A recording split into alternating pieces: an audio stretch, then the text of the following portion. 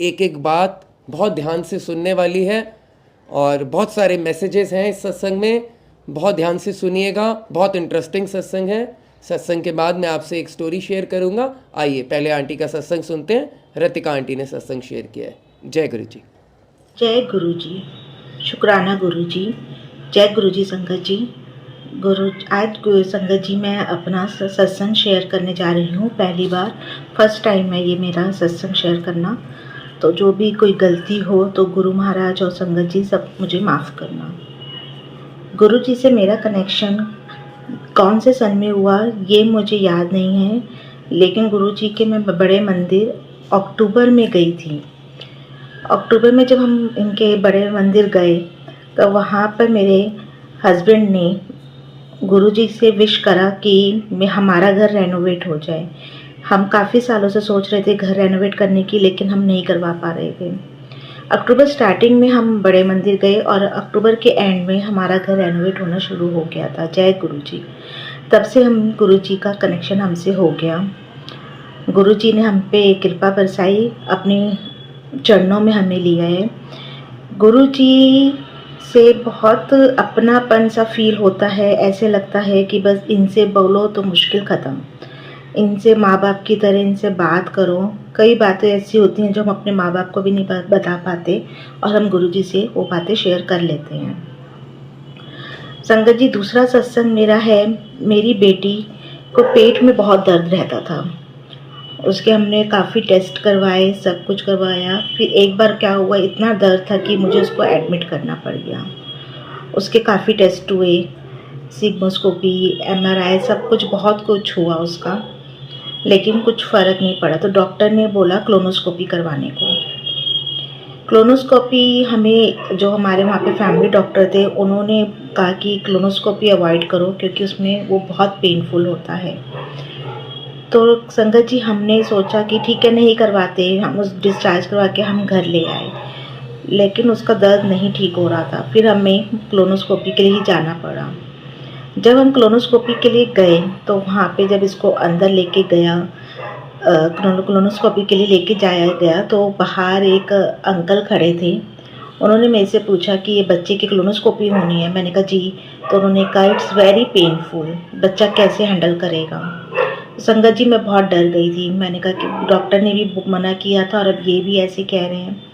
तो मैंने अपने अंकल से बोला, मैंने कहा आप ही अंदर जाओ, मैं नहीं देख पाऊँगी, आप टेस्ट करवाओ। और मैंने अपनी बेटी को बोला कि बेटा सिर्फ आपने जय गुरु जी बोलते रहना है और कुछ नहीं करना, सब ठीक होगा। और वहाँ पे रूम के बाहर मैं बाहर जय गुरु जी का जाप कर रही थी। संगत जी, जब वो टेस्ट हुआ, आप लोग यकीन नहीं मानेंगे, क्लोनोस्कोपी आप किसी से भी पूछे सब यही कहते हैं it's a very painful test. लेकिन डॉक्टर्स ने आके बाहर बोला कि आज तक हमने कोई भी ऐसा नहीं पेशेंट देखा जो कि क्लोनोस्कोपी इतने आराम से करवा गया हो, और वो भी एक बच्चा जिसको बिल्कुल दर्द ही नहीं फील हुआ। जय गुरु जी। ये गुरु जी की ही महिमा थी, गुरु जी का ही आशीर्वाद था कि उसका टेस्ट आराम से हो गया। संगत जी, हम जहाँ पे रहते हैं वहाँ पे ये सब कोरोना से पहले के ही सत्संग है। जब जहाँ हम रहते हैं वहाँ पे हर सेकंड सैटरडे को या लास्ट सैटरडे को गुरु जी का सत्संग होता था ग्राउंड में। तो जिस दिन मेरी बेटी की क्लोनोस्कोपी हुई उस दिन फ्राइडे था। जब वो क्लोनोस्कोपी करवा कर आई और जब हम लोग घर जाने लगे तो उसने मुझे कार में बोला कि मम्मी मुझे गुरु जी का जल प्रसाद पीना है, मुझे जल प्रसाद ला कर देना। तो मैंने बोला बेटा कल सैटरडे है, कल सत्संग होगा, वहाँ पे गुरु जी का कीर्तन होगा, तो मैं आपको जल प्रसाद ला के दूंगी। संगत जी, आप यकीन मानिए, उसी टाइम मुझे वहाँ से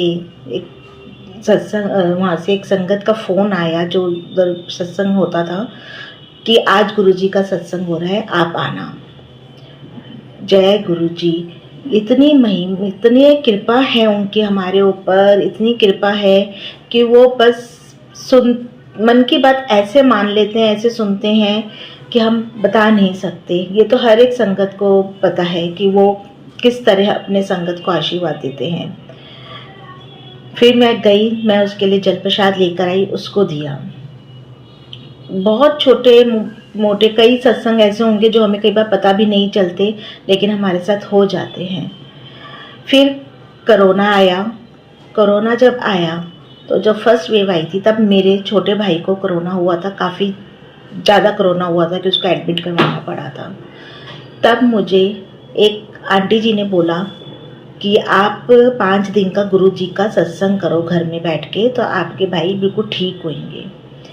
संगत जी, मैंने 5 दिन का सत्संग करा। 4 दिन का सत्संग करा मैंने पहले, जब 4 दिन का, तो फिर बस चाय प्रसाद मैं रखती थी, फ्रूट रखती थी, और मैं वहीं पर ही, जहाँ पे भजन चल रहे होते थे, वहीं पे बैठ के गुरु जी के साथ वहीं पर ही चाय पीती थी।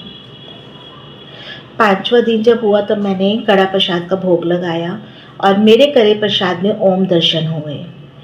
और उसके बाद मैंने समोसा प्रसाद रखा, और फिर चाय प्रसाद रख के मैं कमरे में अपने अंकल के साथ बैठ चाय पीने चली गई। तो इतने में मुझे एक आवाज़ सी आई, आज मैं अकेला चाय पियूँगा। संगत जी, मैं एकदम से मैं आपको क्या बताऊँ, एकदम से मैंने कहा नहीं। मैं उसी वक्त उठी, अपनी चाय ली, और मैं वहाँ पे गुरुजी के सामने जाके बैठ गई। कई बार एहसास होता है कि वो हमारे आसपास ही हैं, कई बार एहसास होता है कि वो सुन रहे हैं, और ये सच है, वो होते हैं हमारे पास, वो सुनते हैं हमें। अब ये जो सत्संग मैं आपसे शेयर कर रही हूँ संगत जी, ये मेरा कल का ही सत्संग है। मैं जब YouTube पे सत्संग सुनने मैंने शुरू करे, तो मुझे भी होता था कि सबसे सुनते थे कि गुरुजी कहते थे अपने सत्संग जरूर सबको बताया करो, अपने सत्संग जरूर सबको बताया करो। तो मुझे भी अंदर से होता था कि मैं भी ये सत्संग अपना शेयर करूं। तो मेरे मन में आया, मैं कहा गुरुजी कब चाहेंगे कि मैं अपना सत्संग शेयर करूं? जब गुरुजी का हुक्म होगा तभी मैं अपना सत्संग शेयर कर पाऊंगी। जी, मैंने ये बोला कि कब गुरुजी मेरा सत्संग करवाएंगे, और रात में ही मुझे मौका मिल गया कि मैं अपना सत्संग भेज सकूं। जय गुरुजी, शुक्राना गुरुजी, अनंतम शुक्राना मेरे मालिक। आपका कोई भी पार नहीं, आप तो मतलब मैं क्या वर्डिंग बोलूं, मुझे नहीं समझ में आ रहा। मुझे माफ़ कीजिएगा संगत जी, गुरुजी मुझे माफ़ कीजिएगा, मुझे नहीं पता क्या बोलना चाहिए, लेकिन आपसे ऊपर कोई नहीं है, आपसे बढ़कर कोई नहीं है, आप ही हमारे सब कुछ हैं। जय गुरुजी। जो भी कोई अगर गलती हो तो मुझे माफ़ कीजिए, और भी मेरे कभी सत्संग हुए तो मैं ज़रूर शेयर करूँगी। जय गुरुजी, शुक्राना गुरुजी, जय गुरुजी। जय गुरुजी, जय गुरुजी। थैंक यू रितिका आंटी, आपने अपना सत्संग, अपनी जर्नी शेयर करी, और ये बात बिल्कुल ठीक है कि गुरुजी हमारे साथ ही हैं, और वो हमें एहसास कराते रहते हैं कि वो हमारे साथ हैं।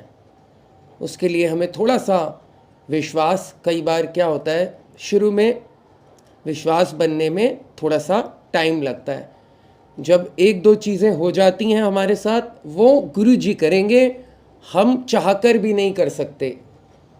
हमारा सिर्फ काम है, हमारा काम है, आप ये देखिए कि जब हम पढ़ाई करते हैं तो हम सिर्फ एम कर सकते हैं ना कि हमारे इतने मार्क्स आएँ, but we can not guarantee ourselves कि we will get that much of marks.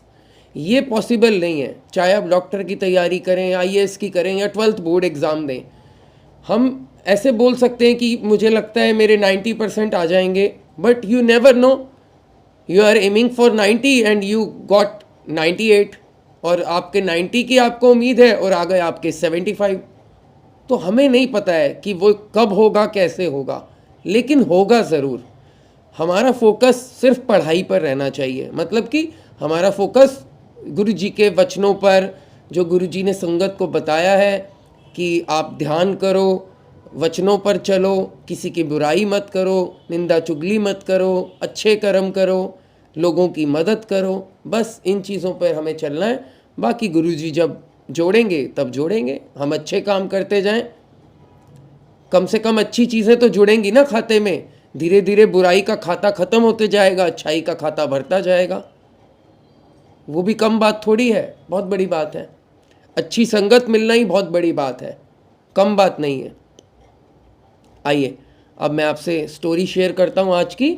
यदि आप भी आंटी की तरह अपना सत्संग शेयर करना चाहते हैं तो नीचे दिए ईमेल एड्रेस पर अपना सत्संग भेजें। आप भेजेंगे, मैं सारी संगत से शेयर करूँगा स्टोरी। आइए सुनते हैं आज की स्टोरी। जय गुरु जी।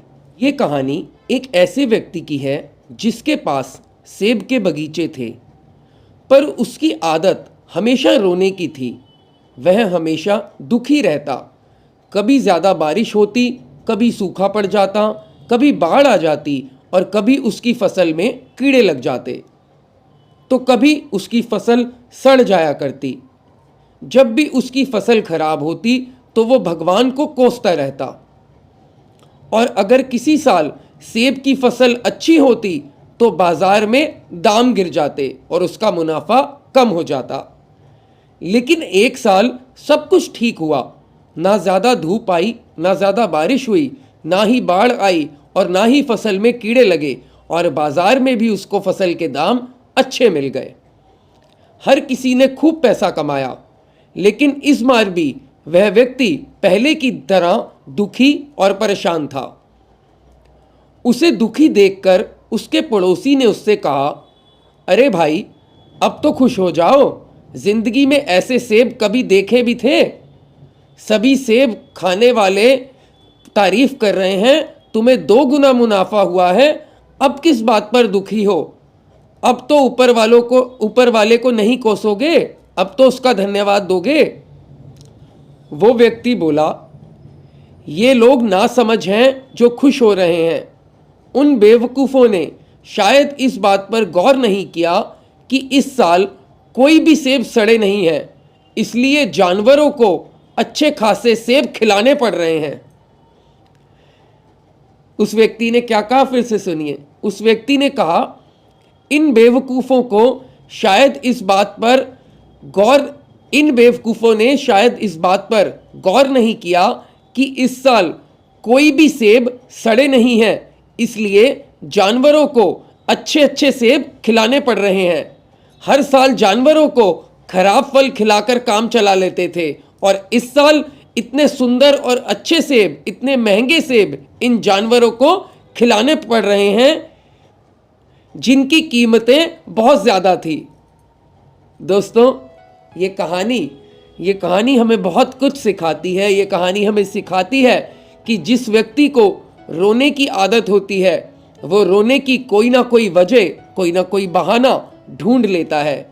कहने का मतलब ये है कि जो व्यक्ति उल्टी सोच का होता है, उसे अपनी खुशी में भी सिर्फ दुख दिखाई देता है। उसके पास सिर्फ रोने की ही वजह होती है। शिकायती लोग दिल के भी छोटे होते हैं, वो अपना फ़ायदा दूसरों के साथ बांट भी नहीं पाते। ऐसे लोग सिर्फ अपने फ़ायदे के बारे में सोचते हैं, और वो नहीं चाहते कि उनकी वजह से किसी और को किसी तरह का कोई भी फ़ायदा हो। इसलिए अपनी सोच को सीधा रखें। उल्टी सोच इंसान को सिर्फ दुख और जलन ही देती है। पॉजिटिव सोच रखें, पॉजिटिव लोगों के साथ रहें, तो आप हमेशा खुश रहेंगे। जय गुरु जी। आई होप आपको आज का सत्संग, आज की स्टोरी अच्छी लगी होगी। बहुत कुछ हम सब ने सीखा होगा आज के सत्संग से भी, स्टोरी से भी। बहुत जल्द मैं आपको फिर मिलूंगा एक नए सत्संग, नई स्टोरी के साथ। If you want to follow me, you can follow me on my Instagram. मेरा इंस्टाग्राम का जो लिंक है वो नीचे डिस्क्रिप्शन में है। I will see you very very soon. Guru ji की आज्ञा हुई तो बहुत जल्द मैं आपसे फिर मिलूंगा। Thank you very much. Stay healthy, stay blessed. Bye bye.